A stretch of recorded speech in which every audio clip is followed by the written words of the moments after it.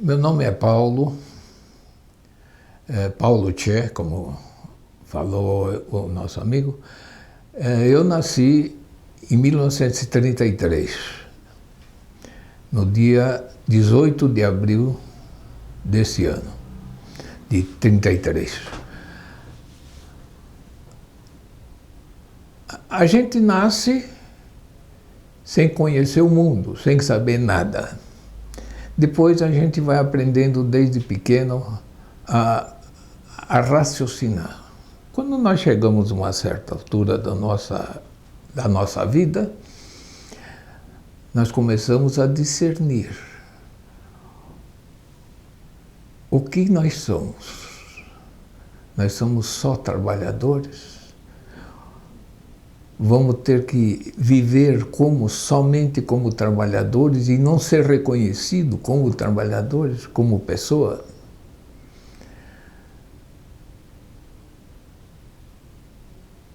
Eu sempre me contestei.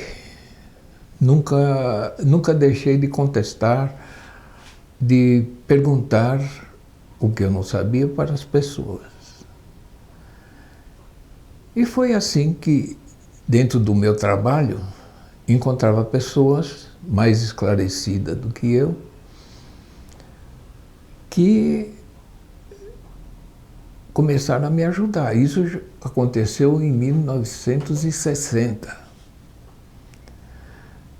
que eu já pegava certas coisas, porque tem o patrão e o empregado. Por que o empregado tinha que se submeter a todas as ordens do patrão? Ele não era dono de si. Eu me contestava. E ainda hoje me contesto.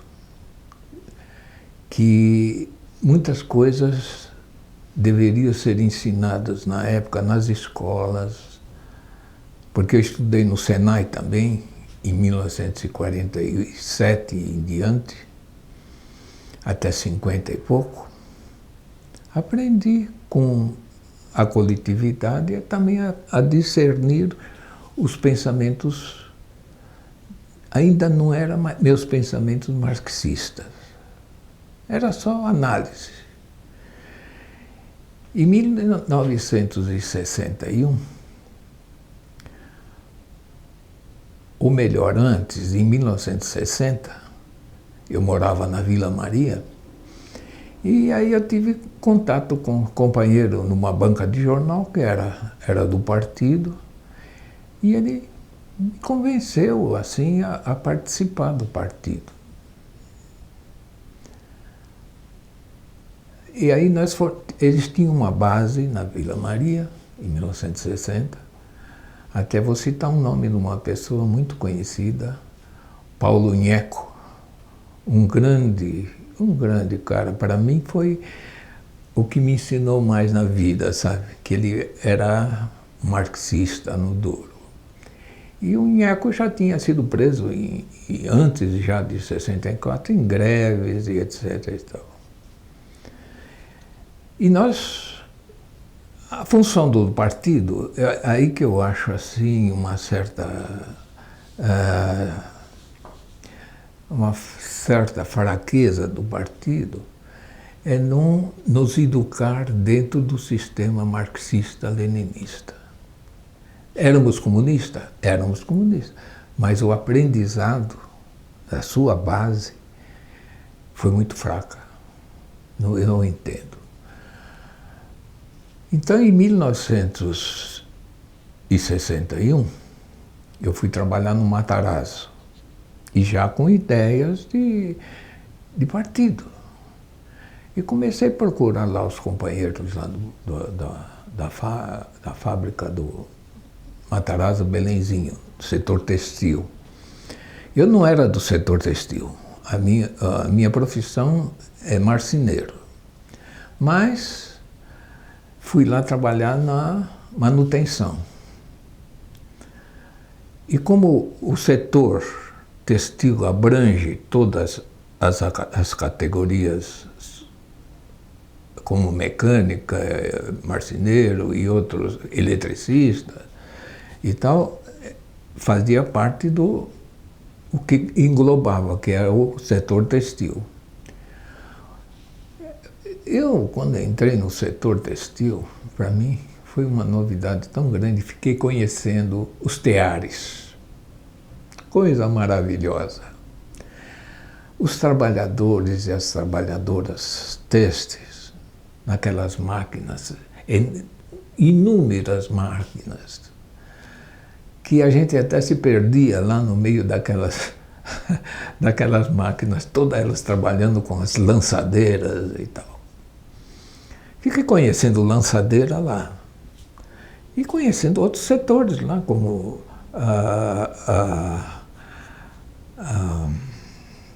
como é que eu posso dizer, o negócio do algodão. Chegava o algodão bruto, entende, em fardos, e tinha lá Urdideira, não? Não era bem urdideira, era um negócio que batia ou para soltar os caroços do algodão. Aí depois ia para outro setor que ia movimentando as coisas. Fiquei conhecendo o processo para chegar ao fio. E lá no Matarazzo Benezinho, era desde a entrada do algodão, saía o tecido. Então era o fio, era tudo, batedeiras e etc. E conheci assim um companheiro que era primo. Eu não era ainda não era filiado ao sindicato. Aí em 62, fiquei lá, entrei em 61. Em 62 tive lá um colega lá que estava falando do sindicato, etc. e tal, e quer ser sócio, eu te levo lá. Eu nem tive o trabalho de ir no sindicato me inscrever. Ele mesmo se inscreveu e eu me tornei sócio do sindicato mais ou menos em 62. E durante 62 até 65, quando houve eleição, porque em 64 houve a cassação dos mandatos de todos os dirigentes sindicais progressistas, porque os que não eram, eles continuaram. Eu vou dizer progressista porque não era o partido que comandava no sindicato, era a pessoa que levava as ideias, como as reivindicações dos trabalhadores por aumento de salário, que sempre as lutas maiores sempre foi por reajuste salarial. E nessas reuniões do sindicato, que eu também as frequentava, tinha bons oradores que falavam. Aí eles colocavam o problema, não do partido, mas sim ele falando, eu estou falando, o orador está falando. Falava sobre a exploração do homem pelo homem, que nós éramos explorados dentro da empresa, a mais-valia sempre ficava ao patrão. E nós, naturalmente, ouvindo e tivemos grandes oradores. Um dos oradores principais, antes de 64, lá no nosso sindicato, era o Chamorro, Antônio Chamorro. Antônio Chamorro foi um cara muito bacana, para mim principalmente. Ele me ensinou muita coisa e era um líder. Ele era um líder, porque nas reuniões que Chamorro participava, o sindicato ficava cheio. O pessoal gostava de ouvi-lo, porque ele dizia claramente o processo que deveríamos até se fazer greve ou não, isso aí dependeria da categoria. Mas aprendi com outros que eram convidados também, como o Lazinho, que era dos marceneiros, o Lazinho, que tinha um dom de palavra muito bacana, que eu adorava também, que às vezes ia lá no sindicato prestar solidariedade à categoria. 64, quando houve o golpe de 64, eu participei de uma greve. Fizemos uma greve que foi fracionada praticamente, nem todos participaram do Belenzinho, mas eu fiz a greve e ia nas outras empresas junto com o comando de greve para paralisar outras empresas, em protesto a 31 de março lá, 1º de abril, foi praticamente que é 1º de abril. E fizemos uma greve parcial e eu voltei ao trabalho depois, entendeu? Quando chegou, as categorias foram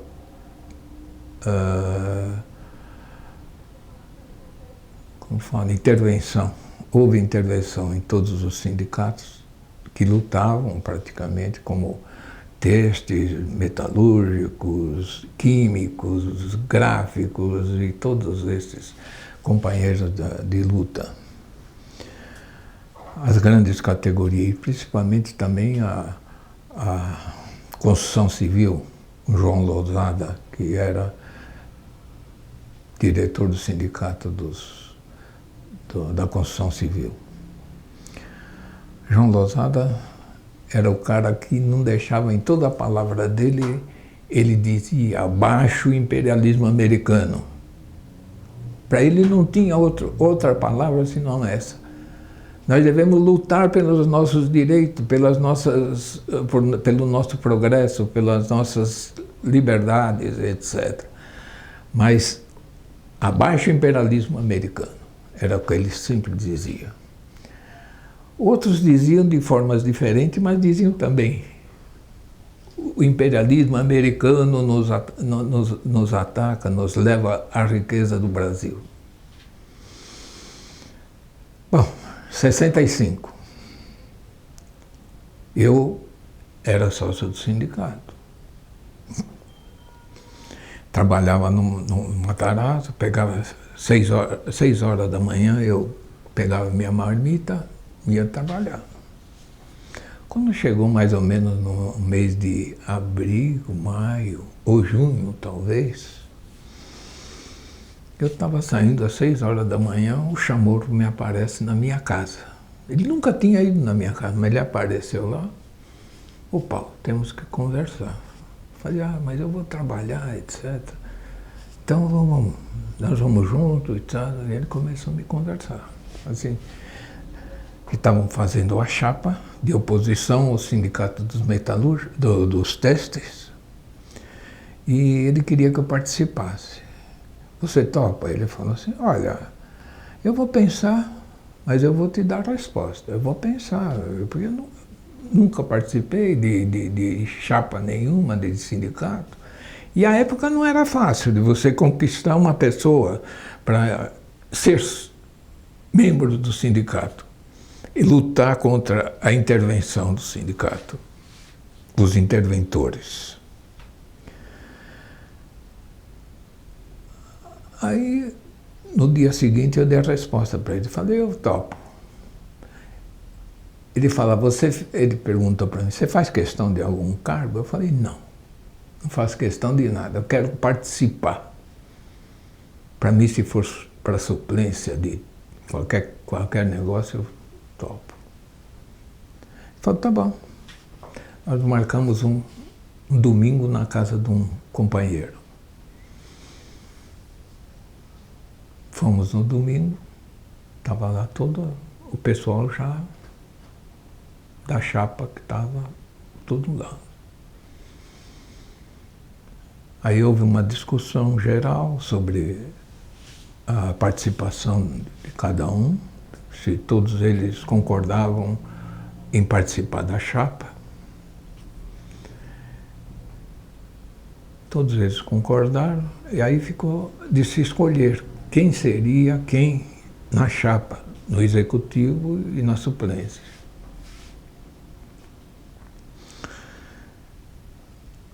Aí o Chamorro já tinha a sua lista, que o Chamorro era, entende? Era um cara que olhava em você, falava quem você era, o que você era. Se você era um reacionário ou um progressista.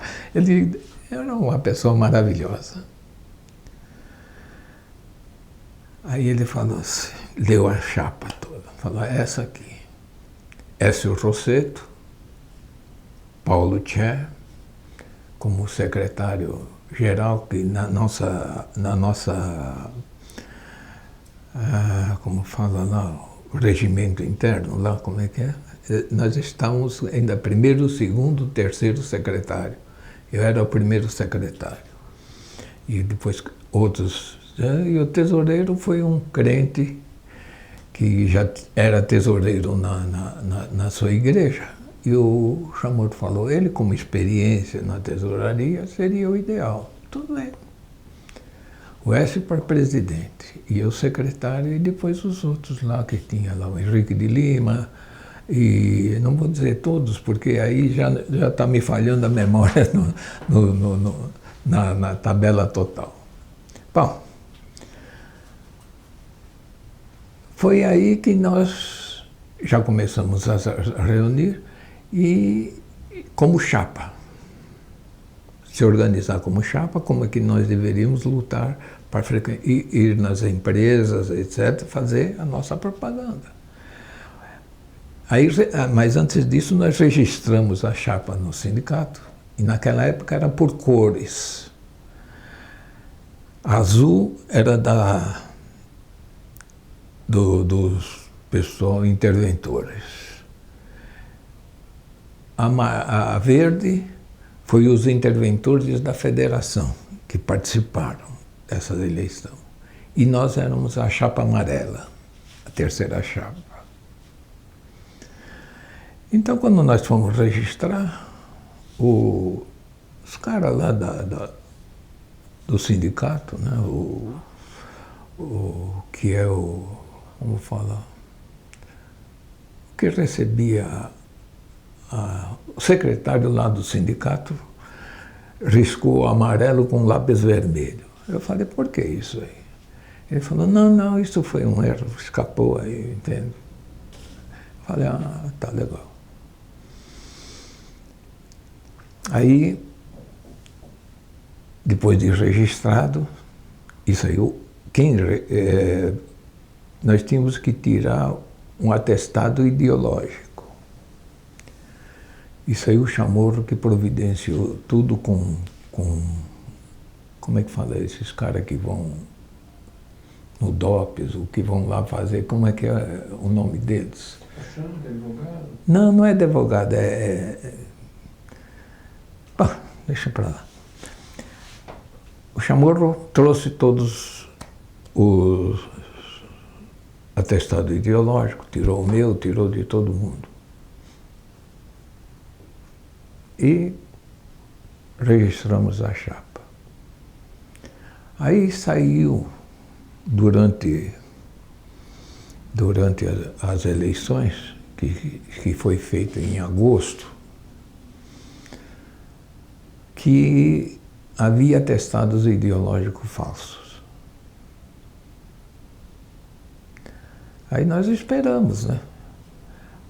Aí o Chamorro pediu para o cara lá, como é que é o nome dele, assim... Não é contador, é um... Despachante, não? Despachante. Puta merda. Às vezes me falha essas memórias todas. O despachante fez o trabalho de ir novamente ao DOPS e coletar novamente os atestados, dizendo que não era fajuto, não era falso. Tivemos que comprovar tudo isso. Daí, nas eleições, nós participamos, íamos às portas das empresas, fazendo propaganda, levando propaganda. Conheci o Gaúcho. Nessa época eu conheci o Gaúcho. E o Gaúcho trabalhava numa tipografia. E nessa tipografia ele trazia todo o material que a gente comprava, pagava, né? Nada foi de graça. Nada foi de graça. O partido ajudou, nós também tirávamos dinheiro do bolso. Eu cheguei a tirar uma férias no final da coisa para participar no final assim da propaganda da chapa amarela. Resultado: no primeiro turno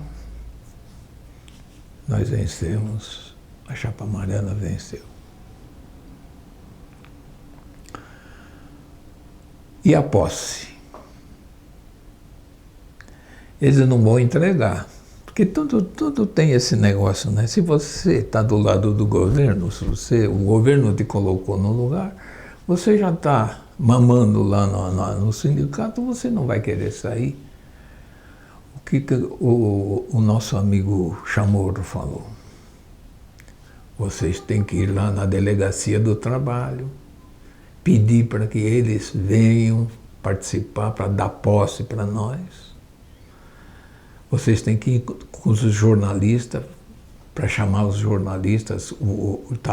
Antigamente era o Itamaraty e aquele outro, esqueci o nome dele, que ele trabalhou para nós até.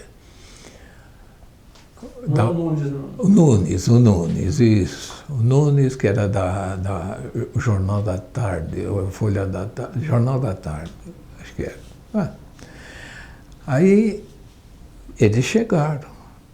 E acontece que a diretoria tinha sido alimentada por uns advogados lá que não deveria dar posse para nós. Se nós não tivéssemos feito aquilo, nós não tomaríamos posse. Está entendendo como que é o jogo das coisas? Aí quando o cidadão lá que agora não lembro o nome dele, que ele foi lá da Delegacia Regional do Trabalho, falou, bom, vamos lá, vamos dar posse a todos eles. E deu a posse para nós. Aí eu fiz um discurso, o Écio também fez um discurso, agradecendo aí a presença do pessoal e a solidariedade, né? Porque sem solidariedade, meu irmão, nós não somos nada. Nós temos que ter solidariedade de todos os povos, de todas as pessoas que queiram nos ajudar. Foi dada a posse e nós tomamos posse em 1965, em agosto ou setembro de 1965. E trabalhamos. Eu, como secretário, primeiro secretário, eu era o secretário político praticamente. Eu comecei a visitar o sindicato, fazer parcerias. Ia nos sindicatos bancários, fui nos metalúrgicos, conversar com o Joaquim Santos Andrade. No sindicato bancário era o Salvador Tolesano, que faleceu em 1968, se eu não me engano. Foi morto, né? Foi morto pelo pessoal do Exército. Eu não sei que graduação do Exército. Eu acho que eles deveriam, vamos dizer, fazer um processo para disseminar o que houve mesmo com o Tolesano. Porque ele foi em Sorocaba fazer uma palestra contra o que hoje pode até ser a coisa melhor que tem, que era o Fundo de Garantia por Tempo de Serviço. Porque naquela época nós estávamos lutando pela estabilidade de emprego. Porque o Fundo de Garantia ele veio para tirar a estabilidade. E quando ele foi a Sorocaba, diz que ele deu, na volta ele deu carona para 2 militares e levaram ele lá até a represa lá de Sorocaba, amarraram ele com arame, tudo amarrado com arame e jogaram ele na represa. E queimaram, ele tinha uma Toyota japonesa, como é que é? É Toyota, né? Isso aí, não vamos falar muito, eu não entendo de carro. A coisa que eu menos entendo é de carro. E houve protestos, naturalmente, com os sindicatos organizados, tudo. Nós protestamos contra isso tudo. E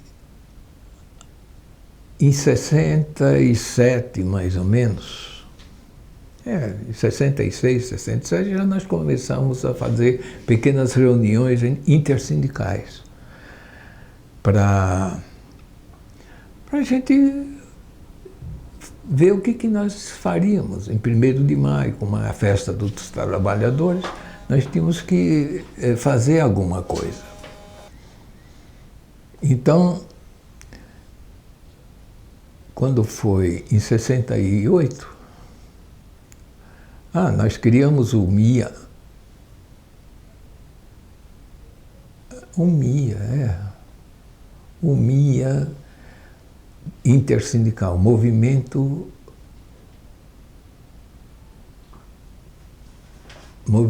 Intersindical Anti-Arroxo. E naquela época Jarbas Passarinho era o ministro do Trabalho.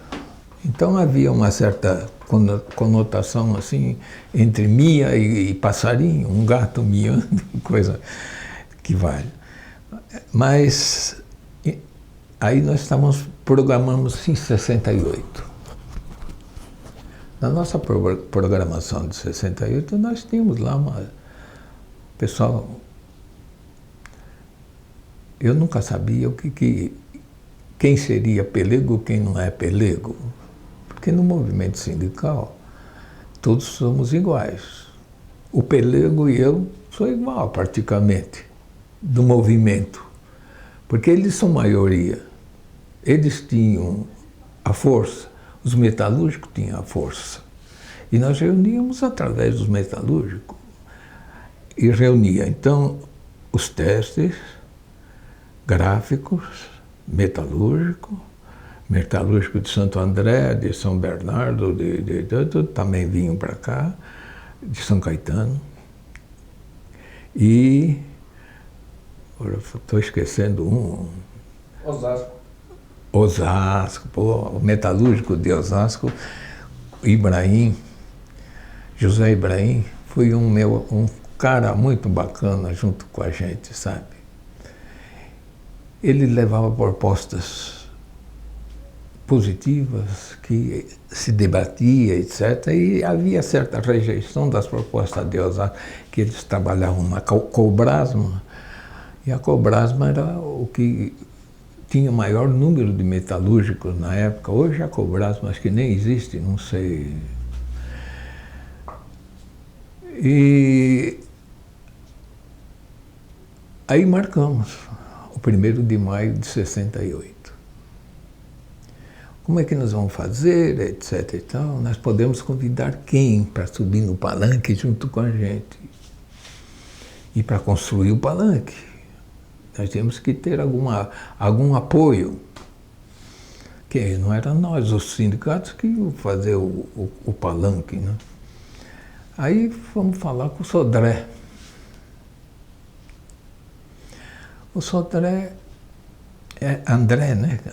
O nome dele. Roberto Abreu Sodré. Roberto André Abreu Sodré. Isso.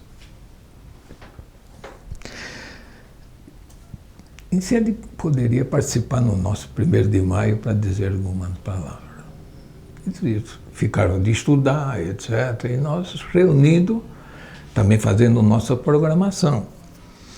Quem vai falar, quem não vai falar, etc. Então, queríamos fazer antes, convidar uns artistas para fazer um showzinho antes do 1º de maio, né? Como é costume, sempre, pelo menos eu vi depois com o Paulinho da Força Sindical, sempre fazia esse show com artistas e etc. Mas nós estávamos tentando fazer com artistas, mas queríamos fazer com artistas do pessoal de esquerda. Então, o partido reuniu, justamente em São Paulo, estava Estava o Caetano Veloso, o Gilberto Gil, Nana Caymmi, e eu fui com o cara do Comitê Central, que era um cara do Comitê Central que tinha ligação com eles lá. Não sei se ele era baiano ou era pernambucano, mas ele foi junto com ele que foi lá para me apresentar lá com o Caetano. Nós fomos no apartamento, conversamos. O Caetano e o Gil ficaram assim meio ressabiados, né, com a coisa, porque eles estavam enxergando as coisas melhor do que eu. Eu, por exemplo, estava vendo tudo bacana, tudo beleza. Mas eles naturalmente já estavam vendo o lado lá que contra-peleguismo, né? Eles ficaram de estudar, etc., mas no fim das contas eles falaram que não iam participar. Tudo bem. Então, no dia da apresentação, lá do 1º de maio de 1968,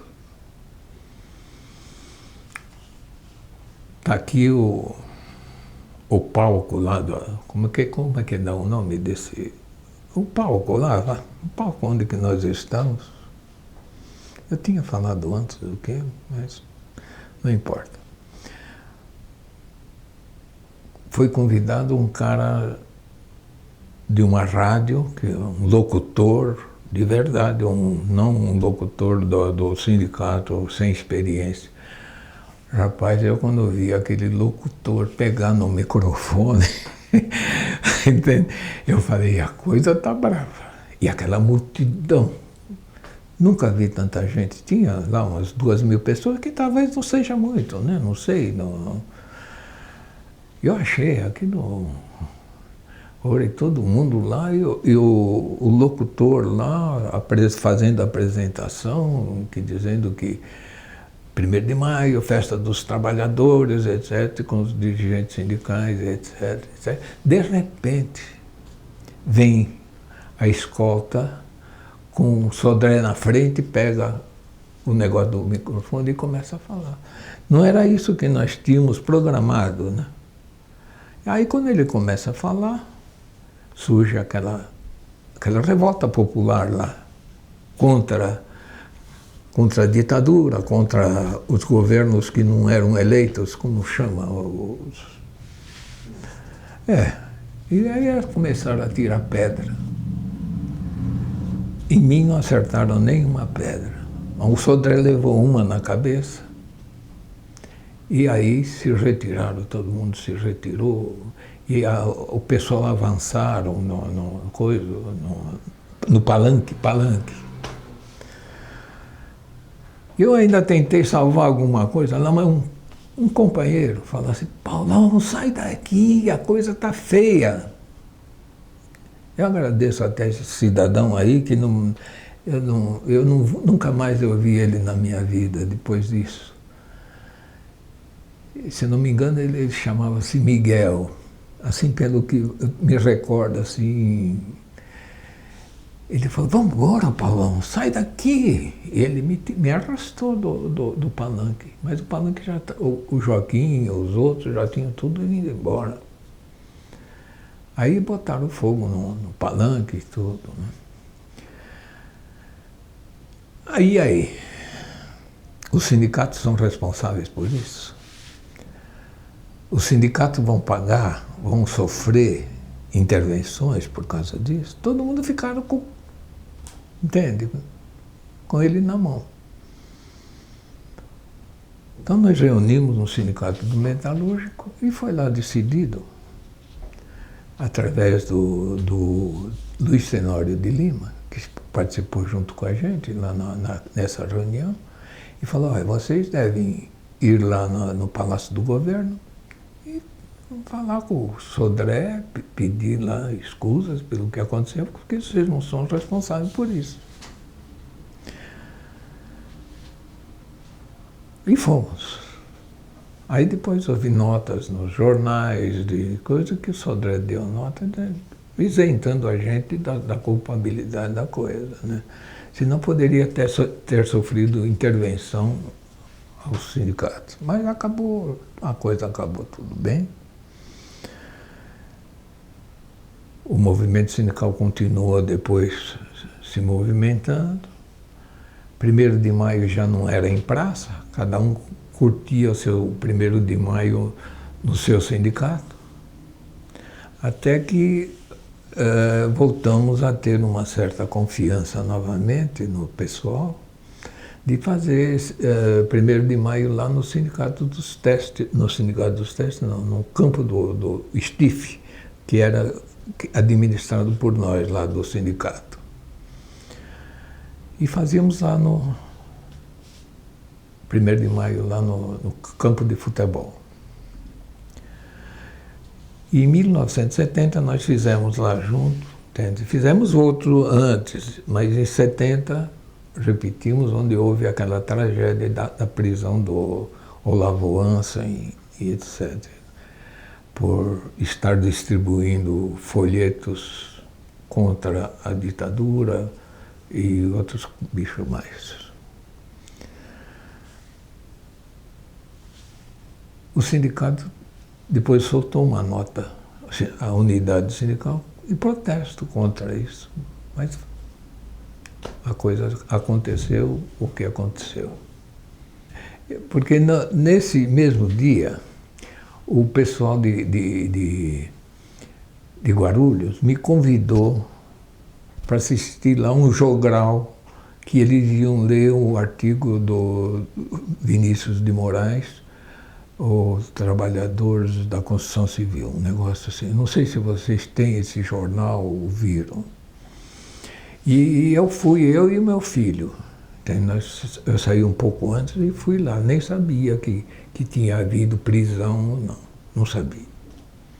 Aí depois, na segunda-feira, que me falaram que houve prisão pela Operação Bandeirante e que foram presos elementos lá que eles falavam que era qual é o partido? Trotskista. Aí nós, com nossos advogados, também enviamos a nossa mensagem de solidariedade aos presos, enfim, o que nós podíamos fazer na época. E logo depois, né, de 68, o que houve? Institucional, né? Houve o ato institucional, número 1, número 2, número 3, número 5, e 5. O 5 caçou todos os direitos políticos de todo mundo. E eu, durante vários anos, eu fui para a União Soviética, entende? Participei de um cursinho no Chile, em 70, se eu não me engano, ou 69 ou 70. E uma coisa que eu esqueci de falar é que durante os nossos primeiros tempos do movimento sindical, que nós já estávamos participando, eleitos, né, do sindicato, nós procuramos o professor Albertino, que foi antes do golpe, o diretor do Diese. E nisso já havia uma conversa entre o Barelli e o pessoal do partido, já havia conversado com o Barelli, e nós, então, foi convocado o Barelli, o professor Albertino transferiu o Diese lá para uma coisa, e elegemos uma diretoria, do qual eu fui secretário, e o Joaquim Santos Andrade foi diretor, presidente do Diese, em 1967, por aí. 66, logo no começo, 66, 67. houve intervenção no Diese. Os diretores do Diese eram os mesmos que foram caçados durante a dita revolução, ou golpe militar, como podemos chamar. O professor Albertino teve que se afastar, ele foi trabalhar na Serpro e o Diese ficou abandonado. Durante um ano, praticamente, que foi de 64 a 65, ficou sem ter pesquisas. E a partir de 66, 67, por exemplo, já começamos a se mobilizar e o Diese foi refundado. Ou refundado. Bom,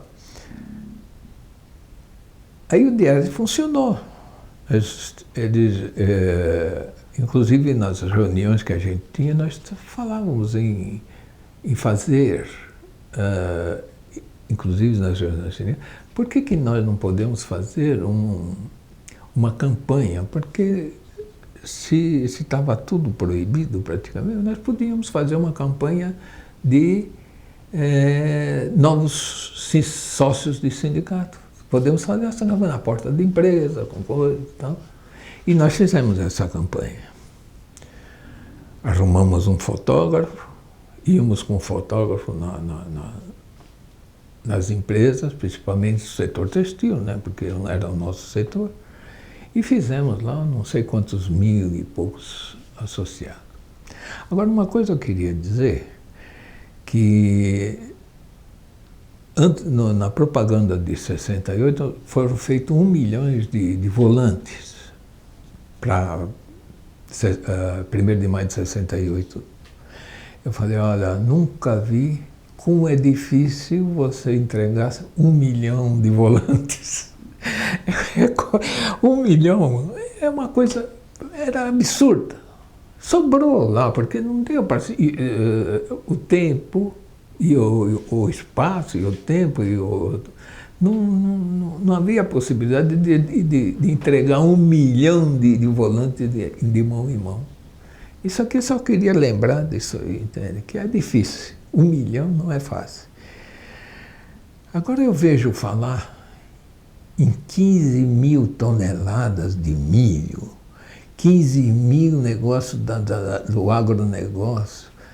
Para mim, um número tão absurdo que se fala tantas em toneladas e toneladas que nós exportamos e o povo passa fome. Não é um absurdo? Bom, isso vamos decorrer aí a minha posição como militante do partido e diretor de sindicato. Eu militava no partido e fui...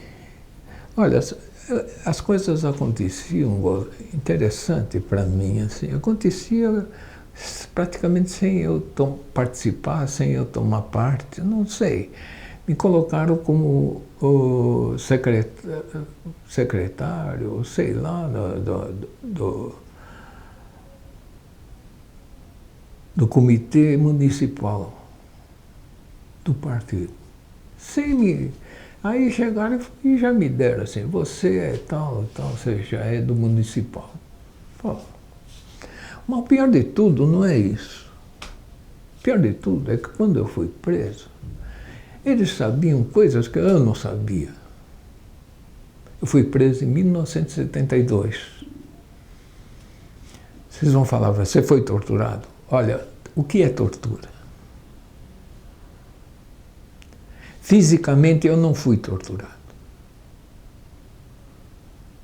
Psicologicamente, vocês sabem o que é você estar num cubículo 2x2, com um banheirinho lá para você fazer cocô, xixi, sem poder dar descarga, uma fedentina desgraçada que já tinha. e um catre lá para a gente dormir. Eu fiquei 19 dias nesse cubículo. É brincadeira, não é? E toda noite eu escutava tortura. O nosso pessoal sendo torturado. 19 dias eu escutava isso. Toda noite era marcante. O grito dos torturados. Não é tortura? Falei, vai chegar a minha vez. Minha vez vai chegar, pô. Me dava um desespero tão grande que não é fácil de imaginar. Você lá sem poder fazer nada, presa num cubículo,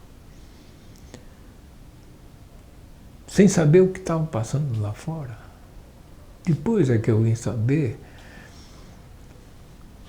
o que minha companheira passou com meus filhos, o que eles fizeram para me localizar, porque nem me sabia, ninguém dava ela ia no DOPS, diziam que eu não estava lá, ia lá foi em vários lugares aí.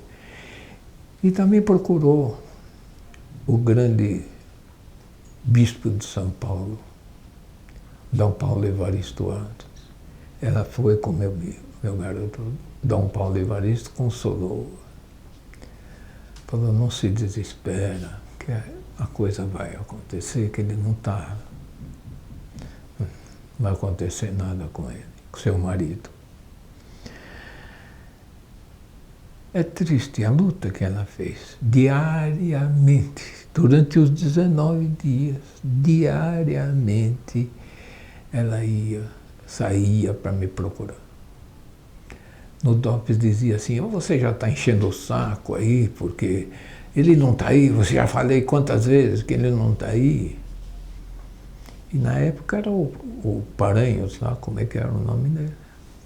Fleury Paranhos, que era o comandante lá do DOPS. E todos tinham pavor do Fleury. Fleury foi um torturador, entende? Então todos tinham pavor. Mas é como estão dizendo, o que é tortura? Essa tortura mental, para mim, todo dia, toda noite, era desesperador para mim. Eu procurava alguma coisa, eu queria, sei lá, me desaparecer. Entende? Por fim, a minha vida, talvez.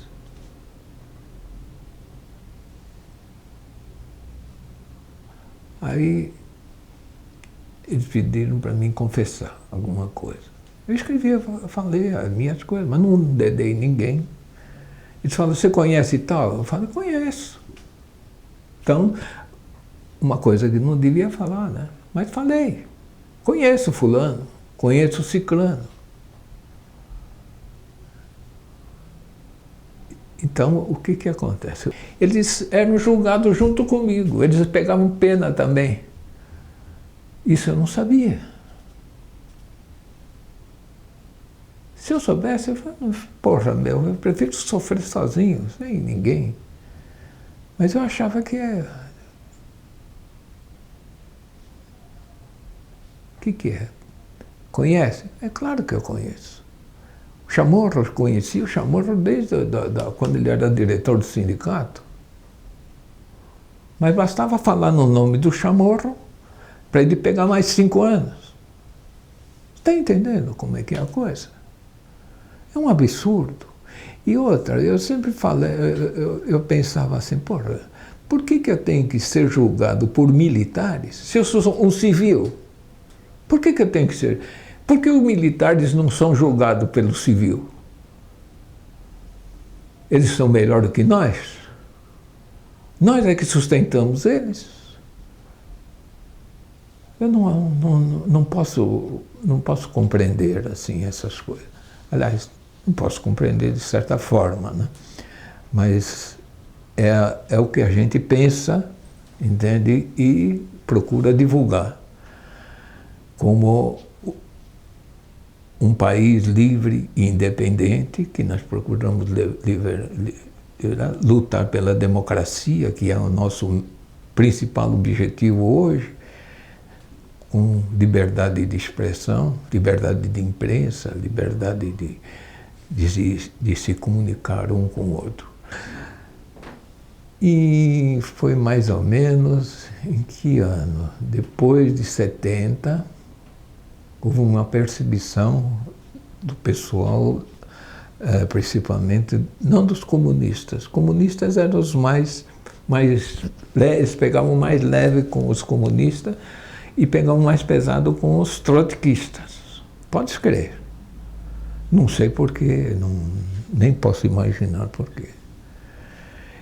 E a Iria era uma ativista do nosso sindicato, uma sócia, e que ela, nas nossas assembleias, ela se manifestava, e ela se manifestava duro. Eu gostava, assim, que havia uma contestação, porque a maioria vai numa assembleia, todo mundo fica mudo. Tem que se usar da palavra, tem que questionar. E a Iria questionava. Eu falei, essa menina é boa. Que talvez, não sei se com o tempo a gente poderia colocá-la porque sempre a gente tem que ver os bons. Entende? Mas quero dizer uma coisa. O nosso sindicato nunca deixou de publicar também um jornalzinho, e nesse jornalzinho nós íamos em todas as empresas. Inclusive, fiquei sabendo onde a Iria trabalhou primeiro no Calux, que era na rua Tuiuti, se não me engano. E depois ela foi trabalhar numa outra empresa, Tecelagem Brasil. Isso aí já não sabia que ela estava na Tecelagem Brasil. E veio um cara do DOPS, me mostrou a ficha da Iria, perguntou se eu conhecia. Eu falei, não conheço. Como é que eu vou conhecer? É sócia do sindicato, que eu sei, como nós temos aí tantos mil sindicatos, mas não conheço. Nós estamos à procura dela. Falei, eu não posso dar essa informação porque eu não sei. Aí depois eu pedi a ficha da Iria e fiquei sabendo que ela trabalhava na Tecelagem Brasil. Se não me engano, era essa tecelagem. Aí fui eu e o Écio lá. Era para lá da rua São Jorge, lá para lá não sei lá, a rua, hoje eu não lembro mais, e nem o local, porque tantas empresas fecharam durante esse tempo todo, né? Hoje nós estamos se nós antes tínhamos 80 mil trabalhadores testes, hoje se nós temos os 2 mil é muito, porque as empresas se diminuíram e os sindicatos estão mais fracos. Tudo mais. Mas nós fomos lá na empresa lá, tocamos a campainha, falamos, nós queríamos falar com a Iria. Eles foram lá, chamaram a Iria, e a Iria veio. Falei, olha, apareceu lá o DOPS, lá no sindicato, e eles estão à sua procura.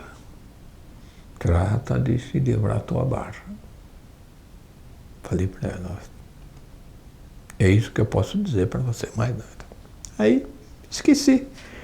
Passou anos. Aí,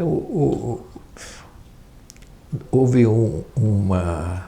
depois da morte do Olavo Ansem, fizemos uma comemoração do Mário Ansem na Vila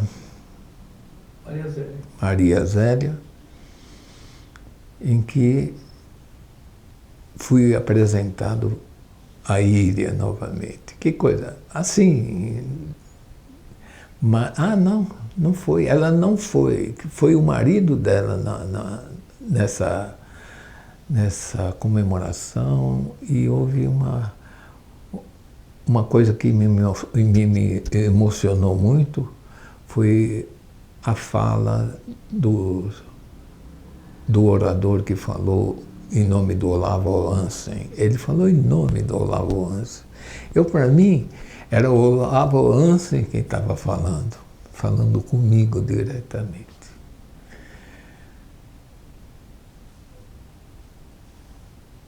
Aí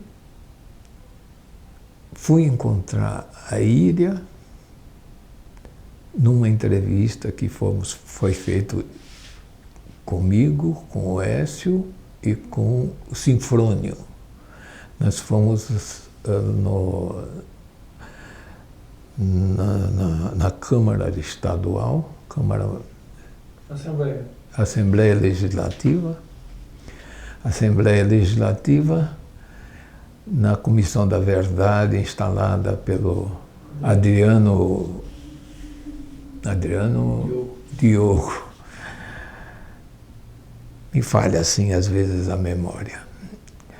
E essa entrevista que houve na Assembleia Legislativa, na Comissão da Verdade, a Iria estava presente. Então fui apresentado a Iria. Foi a maior alegria da minha vida. Eu abracei a menina. Era menina, hoje já é uma senhora, naturalmente, mas é a coisa mais bela. Bom, a Federação Sindical Mundial, ela era instalada na Tchecoslováquia, na praça, que eu não estou lembrado o nome, Koriorovich, um negócio assim, né? Praça, não sei, Koriorovich. E a relação do partido, o Prestes estava na União Soviética. O Morena, o nome dele mesmo, como é que é o... Roberto Morena. Esse homem, se vocês querem saber, foi um dos melhores quadros do partido. Um homem muito inteligente.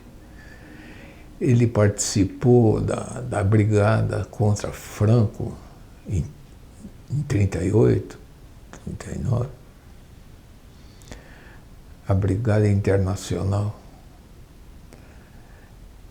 Era um homem espetacular, um grande quadro do partido.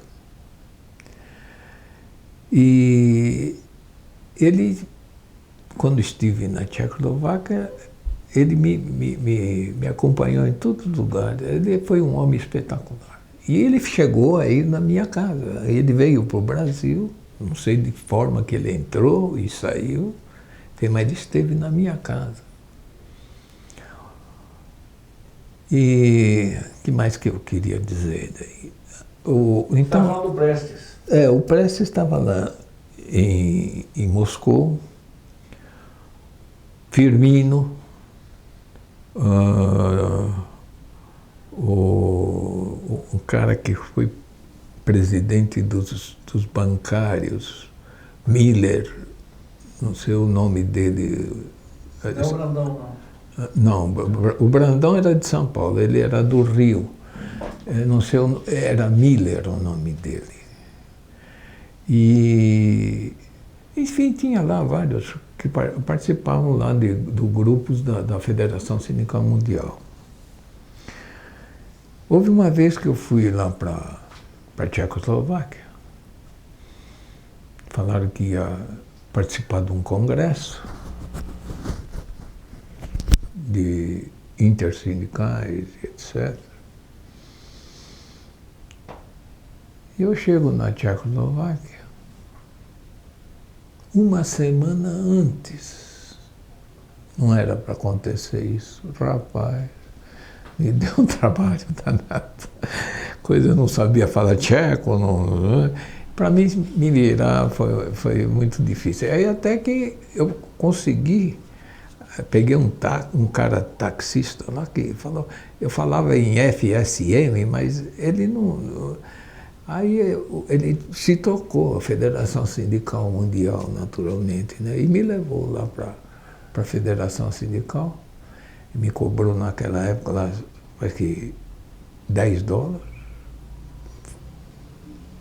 Paguei lá os $10, que não era tanto, né? Mas houve uma exploração lá. Eles eram muito espertos, os taxistas e outros bichos mais. Aí eu fui na federação, e a federação tinha lá estava fechado, mas tinha lá o zelador, que para mim me comunicar com ele foi muito difícil. Eu falava que era do Brasil e queria falar com os companheiros, podia ser venezuelano ou chileno, eu falei qualquer um, brasileiro, o que encontrar. E aí ele encontrou os venezuelanos, que me conheciam. Aí ele falou, não, é o Paulo, tá, nós vamos pegar ele aí. E eles vieram, me pegaram e levaram lá onde estavam os brasileiros, né? E não tinha hospedagem, não tinha nada lá arrumado. Porque eu deveria me hospedar num hotel internacional. Em Praga, Tchecoslováquia. Aí passei uma noite com os camaradas lá, os brasileiros que estavam lá na Tchecoslováquia. Passei num hotel deles lá, talvez até como clandestino, porque não foi nada registrado, nada. E quem estava lá?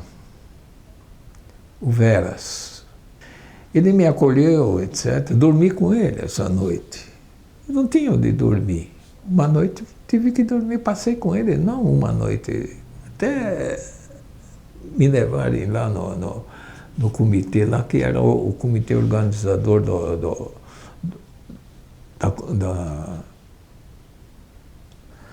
do Congresso. Aí eu passei lá. Aí fui lá aí eu me hospedei no Internacional. Nós, como eu era do partido, nas reuniões do partido, eles diziam que recebiam as comunicações que o partido tinha com o fundo, ou com a Federação Sindical Mundial, e que nós éramos participantes praticamente da Federação Mundial. Sim, não havia assim praticamente reunião do pessoal do partido que estava no sindicato, porque era poucos, não era muito. Por exemplo, no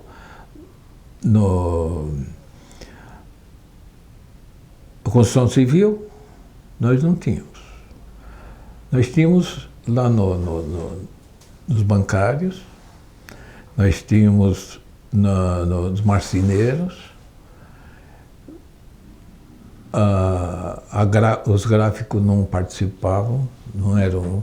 Então eram poucos, não tinham como.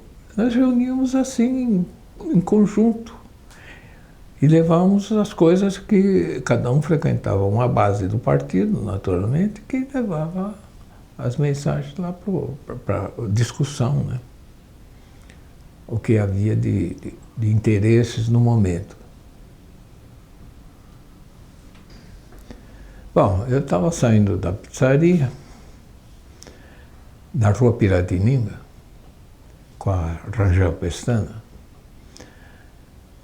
e uma van estacionou, abriram a porta, me pegaram e me puseram. Eu não deu tempo de ver se estava escrito ou não. Aí me encapuzaram.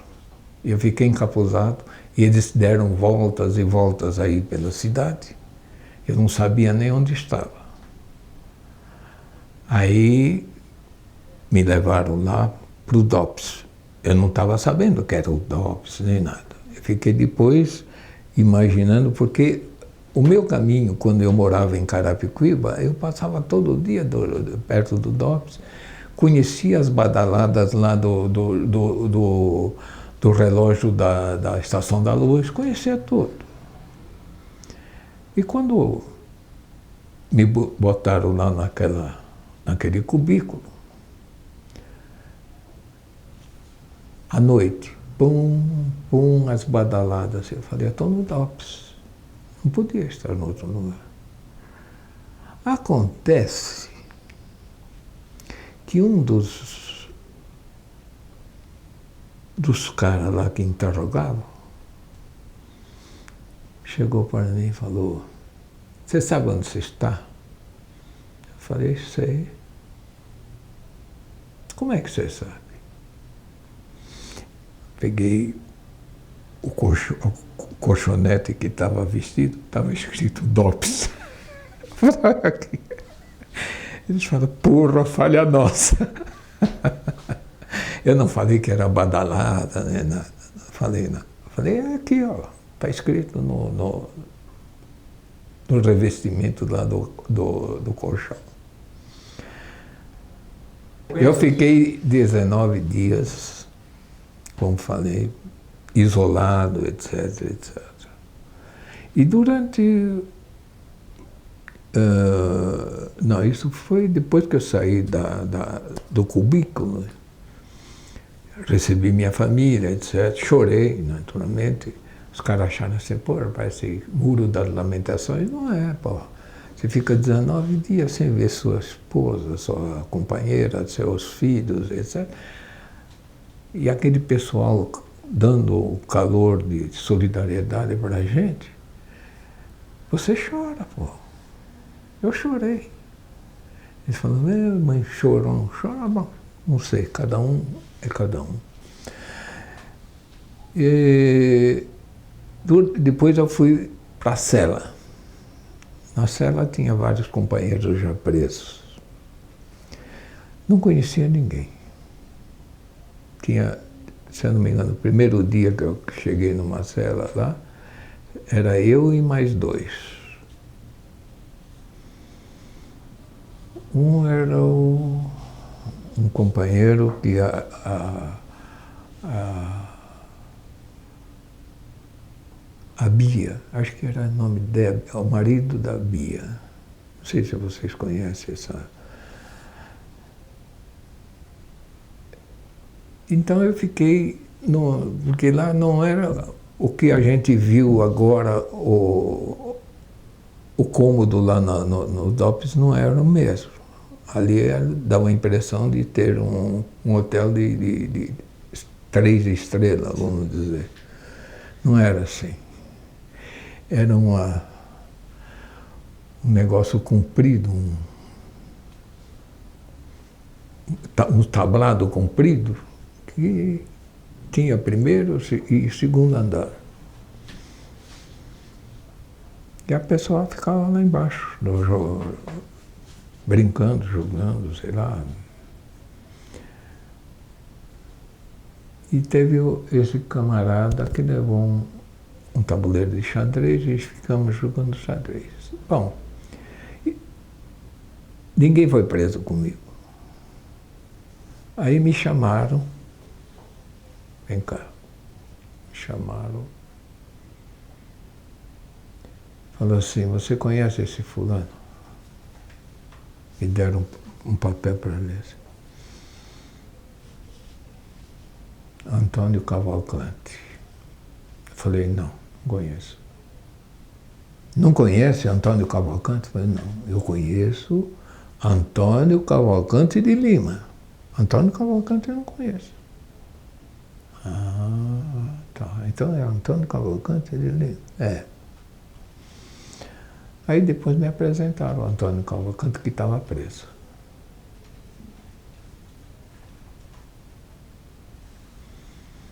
Foi só o único que teve participação comigo. Não.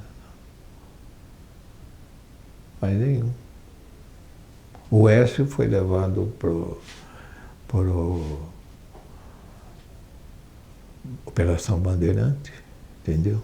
O Écio, mas ele não veio comigo. Eu nem sabia que o Écio tinha sido preso. É isso aí. Não teve outros. Aí eles me especulavam, me especularam sobre a minha participação no Partido Comunista. Eu falei, pô, ingressei, sou comunista, viajei, etc, etc. Falei tudo isso. Aí eles fizeram lá o relatório deles e enviaram para julgamento. E eu fui transferido para o hipódromo, junto com o Nibel. O Nibel foi, inclusive, junto comigo, algemado. Lá no hipódromo, nós ficamos lá passamos o Natal, tudo, mas uns 3 meses eu fiquei lá Aí me deram liberdade condicional, mas eu tinha que ir todo mês, ou toda semana, não sei, acho que era todo mês. E assinar o livro lá na Brigadeiro Luiz Antônio, na primeira auditoria. É a primeira lá, né? Segunda auditoria militar. Tinha que ir lá para assinar lá. E aí eu fui julgado. Em 74. Isso aí era em 73, que eu saí da incondicional. Em 74 eu fui julgado. Eu fui julgado, fui condenado a 3 anos, 2 anos e 6 meses, né? 30 meses, não, 2 anos e 6 meses, e os direitos políticos cassados por 5 anos. Eu fui o primeiro e o único militante sindical preso com os direitos cassados. Eu creio que sim. Entende? Politicamente. E voltei ao hipódromo e saí, e como também saí, vamos dizer, com liberdade condicional. Saí parece que 6 meses antes, com liberdade condicional, e que também tinha que ir lá todo mês fazer assinatura na terceira auditoria. Até o cumprimento da lei, ou do mandato. Eu voltei lá no sindicato para ver como é que era a minha situação. O DRT é Delegacia Regional do Trabalho, enviou uma carta ao sindicato cassando meus direitos sindicais. Isso está constado em ata no sindicato. E depois disso eu fui me apresentar lá no meu emprego. Era ainda Matarazzo ou não? Matarazzo. Ainda já estava no fim o Matarazzo também já, né? Você, quando foi demitido, qual era a sua função no Matarazzo? Eu era carpinteiro. Quando me apresentei na empresa, que eu falei, eu posso voltar ao meu trabalho? Eles falaram, não, o senhor está demitido. Aí eles fizeram a minha conta que eu tinha que receber, da minha indenização, etc., do tempo de serviço, e fui no sindicato homologar a minha saída da empresa. Isso foi em 1974. Como você viveu financeiramente depois disso? Trabalhou em quê? Não. Como é que a família passou? Olha, aí a coisa pegou. Ninguém me aceitava trabalhar com carteira assinada. eu tentei trabalhar numa imobiliária para vender casas. Mas quem me deu o apoio principal era minha filha. A minha filha que trabalhava no Banespa. E ela que praticamente sustentou a casa, porque eu ganhava o auxílio reclusão, né, durante o período que tive preso. Mas uma vez saindo, eu já tive que apelar para minha filha para ajudar, né? E eu fui trabalhar nesses lugares aí que não ganhei nada, só gastei dinheiro com carro, etc. Aí depois um outro me apresentou um serviço de fazer volante de madeira para Fusca. Eu, como era carpinteiro, marceneiro, eu aperfeiçoei o serviço deles, que eles tinham lá um serviço de fazer volante muito rústico. E eu peguei e falei, não, nós temos que instalar um torno. Instalamos um torno de madeira. Aí eu fiz. Aí o cara, o chefe lá falou assim, você tem uma coisa, você é um bom profissional, ele falou para mim, o chefe lá. Mas você não serve para dirigir ser mestre no negócio. Porque não tinha, eu tinha que tratar, eu sempre tratei o outro como igual a eu, nunca fui diferente. E um chefe tem que ser diferente atuar diferentemente do que você é. Eu nunca me prestei a isso, entende? E trabalhei lá uns 6 meses, aí a firma fechou, né? Porque também não estava dando. Aí eu fiquei desempregado uns meses, aí o meu irmão falou para mim assim, ó, Paulo, eu tenho um colega aí que trabalha numa empresa que eles estão precisando de um guarda noturno. Aí eu fui trabalhar de guarda noturno da casa, né? Não era bem guarda noturno, né? Pode-se dizer guarda noturno, mas eu era um empregado que vigiava a casa noturna, noturnamente. Fiquei durante 3 anos e meio, trabalhando lá toda noite. Aí me aposentei,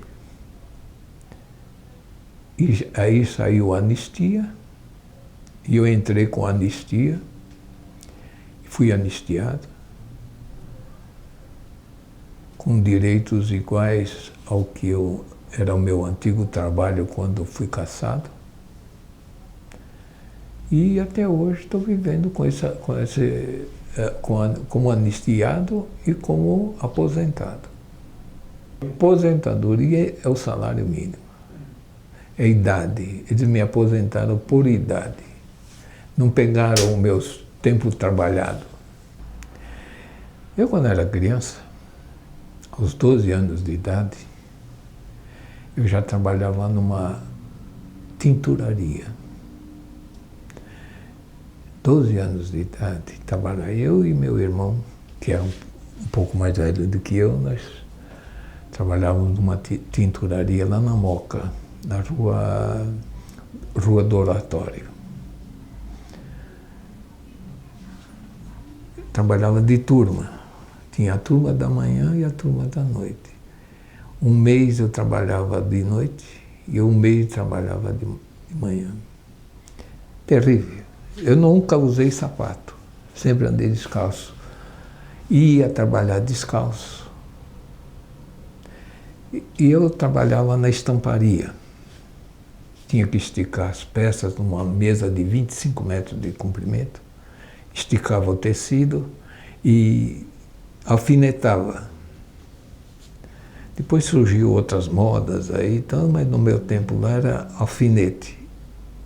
A gente tinha que esticar a peça e alfinetar, e tinha os grampos, um trilho um trilho com um quadro que as pessoas encaixavam no trilho, mas uns como morcete, eles chamavam um tipo de morcete, que era parafusado na distância certa, o quadro vinha, eles passavam o rastelo no quadro e mudavam. Aí depois que eles terminavam a primeira estampa, às vezes tinha 3 ou 4 cores, são 4 quadros. Então quando eles terminavam a primeira rodada, pegava-se aquele quadro, ia lá fora e lavava o quadro para tirar a tinta, né? Aí depois voltava e tinha que desafinetar, entendeu? E pendurar para secagem. Era pendurado. E ali eu trabalhei uns 2 anos, mais ou menos, 2 anos, de 12 a 14. E quando eu completei 14, ou pouco antes de 14, fui trabalhar numa tipografia. Na tipografia eles me ensinaram lá a intercalar, tinha lá as notas fiscais, tinha que intercalar a primeira via, a segunda via, a terceira via, e aprendia umas certas coisinhas, assim, uns certos macetinhos. Mas houve lá um serviço que saiu errado. E tinha, o pessoal era de Pirassununga, e tinha um outro cara que era de Lemes. Esse cara de Leme era um cara bacana, que se entendia comigo, etc. E os caras de Pirassununga, que eram 3, eles culparam o cara de Leme por ter errado o serviço. Entendeu? Não sei o que serviço que era, nem lembro assim, e nem sei a qualidade do erro, coisa, porque não entendia lá da tipografia. Aí eles comentando lá, eles falaram para mim, não vai falar nada para ele. Não. Mas eu cheguei lá com o outro e eu falei, os caras lá, você tem que ver com eles o que está acontecendo. Eles estão te acusando. Não sei, os caras me chamaram de dedo duro lá na época. Eu falei, você é um cagueta, um caraco. Era cagueta, vocês são 3, por que não chamam o cidadão e conversam com ele? Nós estamos trabalhando todos juntos, por que você tem que falar mal dele aqui e sem ele saber? Aí eles me mandaram embora. Não queriam me pagar. Falaram, vocês não vão receber nada. Falei, bom, então eu quero falar com o chefão aí. Eu não estava registrado.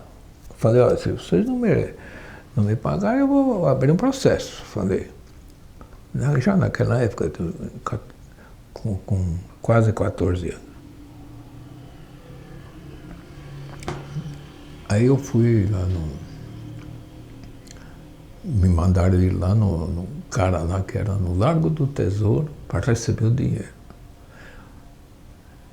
O nome dele não me interessa, que eu não sei. Aí eu fui lá falar com ele, ele falou, você sabe que você não merecia receber nada, né? Eu falei assim, por quê? Eu trabalhei. Mas o que você fez não devia ter sido feito. Eu falei, bom. Aí eles me pagaram e fui embora. Aí meus irmãos já estavam trabalhando numa fábrica de imóveis imperial, que era, eles faziam caixa de rádio. Porque na época era rádio, não tinha outras coisas, mas era umas caixas de rádio bonitas, etc. e tal. E tinha muita saída. E o meu irmão falou assim, você não quer ir para lá? Falei, bom. Aí o gerente, o cara do escritório falou assim, você não quer ir para o Senai? Eu falei, vou para o Senai. E lá no coisa, eu fui para o Senai com 14 anos. No Senai era um dia sim, um dia não, entende? Era meio deslocado a coisa. E o Senai ficava na rua do Oratório. falavam em quarto não sei o quê. Quatro. Aí, passados os tempos, eu fui transferido para Roberto Simons, na rua Roberto Simons. Você não é Roberto Simons? Exatamente. Eu entrei no Roberto Simons mais ou menos em 48, mais ou menos em 47, 40, fim de... 47 ou 48, e fiquei até 50, quando eu tirei o diploma lá do Senai, estudando marcenaria. Gostava, não era o que eu queria, não era. Essas porra de madeira, mas fui bem classificado, entende? Peguei uma nota de 83, 83. Aí o diretor chamava-se Luiz Gonzaga Ferreira. Ele chegou para mim, o diretor do falou: Paulo, você ganhou uma nota, tirou uma nota boa, 82, ou 83, não lembro bem, não. Você vai ganhar um prêmio. Eu falei, tá legal. Para mim nunca me interessei em ganhar porra nenhuma. Eu sempre trabalhei. Aí mais tarde ele vem, ele me chama outra vez. Paulo, sinto muito, ele falou. Uma menina que fez os exames também, que trabalhava na joalheria, negócio de joalheria, ela ganhou 82, 83,5. Eu falei, tudo bem. Você vai desculpar que você não vai ganhar. E não ganhei prêmio nenhum. Aí mais tarde, houve... eu morava na Vila Maria, na Rua Caeté. Hoje tem um nome de pessoal lá que são do Império, família imperial, o nome, onde morava o Sinfrônio. Mas o Sinfrônio não morava lá na época. Eu morava lá, uma rua muito ruim, uma fedentina desgraçada naquela época. As valetas. E Vila Maria era um bairro baixo. E quando chovia inundava tudo. Não chegava a subir nível de atingir as casas, né? Mas a rua ficava alagada, assim. E o meu vizinho, praticamente da Rua Severa, morava lá um mestre que trabalhava no Senai. Ele era o chefe lá do Senai, da marcenaria. Ele chamava-se Miguel Laurence. E ele me convidou a trabalhar lá como... Agora nem lembro o nome, né? Artesão, não? Como é que seria? Um negócio meio assim. Se eu queria trabalhar, preparar material para os outros, entende? Eu tinha que cortar madeira, serrar, empoleinar, etc. Deixar a madeira pronta para... Havia um negócio de engenharia, todos os sábados tinha aula do pessoal da engenharia, não sei de que faculdade, etc., que iam ao sábado fazer telhado, fazer... o telhado não, como chama? A estrutura do telhado, né? E eu preparava a madeira para eles. Aí houve na minha vida, houve outras histórias que complicou a minha vida, que eu fui mandado embora do Senai, entende? Por causa de relações sexuais e outros bichinhos, né? Que não convém contar na história. E foi isso que me aconteceu durante a minha passagem, assim, até eu casar. Eu casei em 1958, fevereiro de 58. Estou casado até hoje com uma companheira maravilhosa, que é a mãe da Débora e do Paulinho. Você acho que não conhece, você já viu meu filho também. Nós fomos lá no jantar socialista. E sempre adorei assim as festas socialistas, são coisas maravilhosas, que precisamos voltar ativa outra vez. Muito bom, levei minha neta, meu neto, a conhecer o almoço socialista, que eles adoraram também. E minhas sobrinhas também, cheguei a levar minha sobrinha e companheiras da minha filha, que trabalharam junto, etc. Entende? Eu acho que a vida tem que continuar com sabedoria. Nós precisamos se integrar na sociedade, dentro dos movimentos sociais e não perder a nossa meta, que é o socialismo. É isso aí. Olha, é difícil você analisar a vida dos trabalhadores durante a ditadura. É difícil. Os trabalhadores, falta um pouco de ideologia na nossa categoria social. O trabalhador, ele se contenta com pouco.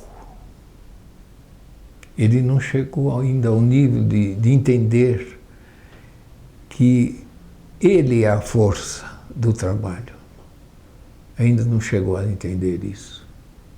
Para eles, eu estando bem, trabalhando, comendo, etc., para mim está tudo bom.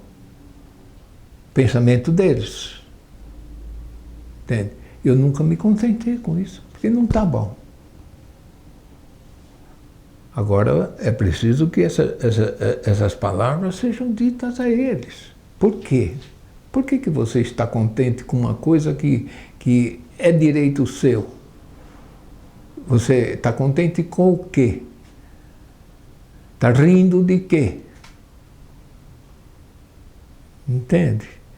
Tem essas coisas que a gente tem que analisar. Não adianta eu levantar a palavra assim, somos contra a ditadura, se a maioria dos trabalhadores acha que a ditadura foi boa para eles. E não foi. E tanto é que quando houve o Lula foi o que levantou a lebre mesmo nesse país para os trabalhadores, junto com os trabalhadores, foi Lula. Não teve outro. Outro dirigente sindical com a categoria de Lula. Então, por isso que quando eu falo do trabalhador, eu falo assim que todos os trabalhadores deviam ter um Lula na sua frente, como exemplo de trabalho e de luta. Não sei se eu estou falando verdade ou não. É isso aí. Eu, quando eu fui preso, que eu fiquei incomunicável durante 19 dias, a minha companheira, a Nair Figueira Tché, que é a minha esposa, ela andava me procurando em tudo quanto é lugar e levava meu filhinho, que naquela época ele tinha 10 ou 12 anos, mais ou menos. E ele me acompanhava minha companheira em todo lugar, me procurando. Inclusive, quando fomos, ela foi recebida pelo cardeal Dom Paulo Evaristo Arnes. É cardeal, né? Ou era bispo? Cardeal Dom Paulo Evaristo Arnes. Ele deu um conforto para minha companheira, e meu filho também ficou muito agradecido, porque ele abraçou meu filho e deu esperança que recebeu.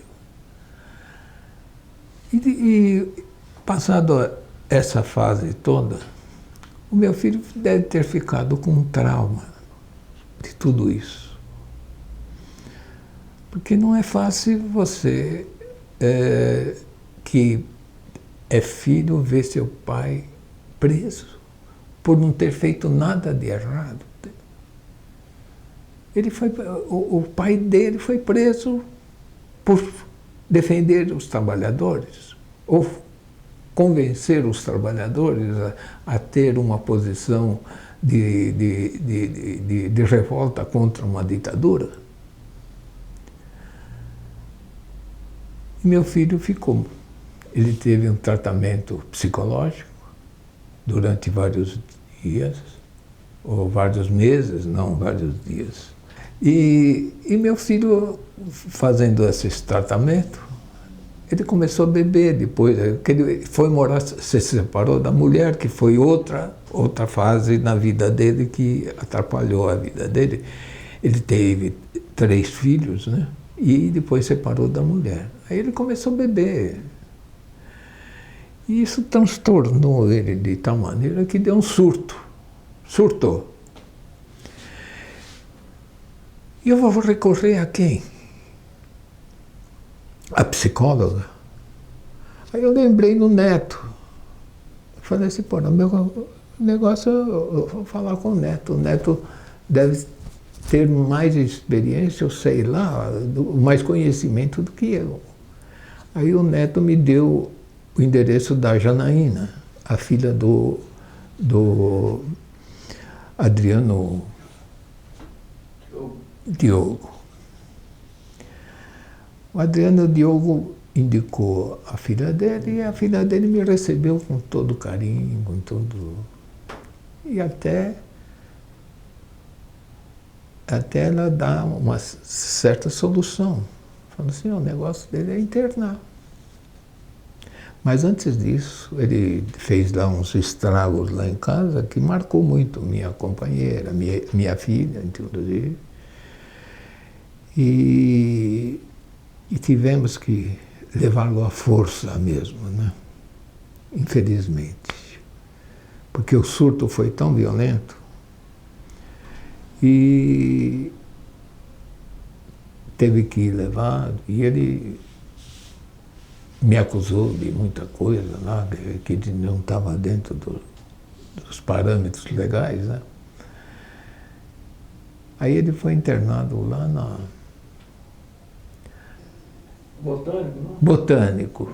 O Jardim Botânico era, acho que era do lado, e nós subimos uma via lá para ir visitá-lo. E ele ficou lá, se eu não me engano, um mês e meio, entende? Aí quando ele saiu, o cara falou assim, olha, você teve um tratamento aí bom, falou para ele. Ninguém te molestou, você ficou. Se você voltar aqui, o tratamento vai ser diferente. Não vai ser o mesmo tratamento que você veio hoje. Você veio hoje, está tudo florido para você. Mas se você voltar aqui, vai ser pior. Aí ele melhorou 100%. 100%. Deixou de beber, fuma que nem um condenado, mas deixou de beber. Não bebe. E eu também dou exemplo para ele, dizendo que eu também não bebo. Eu bebo escondido. Mas na frente dele, não. Eu queria só dizer, assim, dos meus amigos, né, que Meus amigos, assim, o falecido companheiro da gente, o Sinfrônio, ele foi um companheiro que eu conheci ele já antes, né? Em 61, 62 eu conheci o Sinfrônio. Ele foi sempre um companheiro firme da construção civil. E quando eu trabalhava de guarda noturno, que eu vinha a pé, atravessava lá a Barão de Paranapiacaba, para chegar na Praça da Sé, o Sinfrônio sempre estava lá com negócio de tinta, porque ele era pintor. Ele estava sempre lá com os negócios dele para trabalhar, sempre procurando. Os caras lá chamavam ele para trabalhar, fazer pintura, coisa assim. Imagina, um dirigente sindical em 64 sobreviveu trabalhando penosamente. Penosamente. Trabalhou em favela, lembra disso? Lembro. Ele foi um cara excepcional. Foda, né? Eu gostava. 70 anos.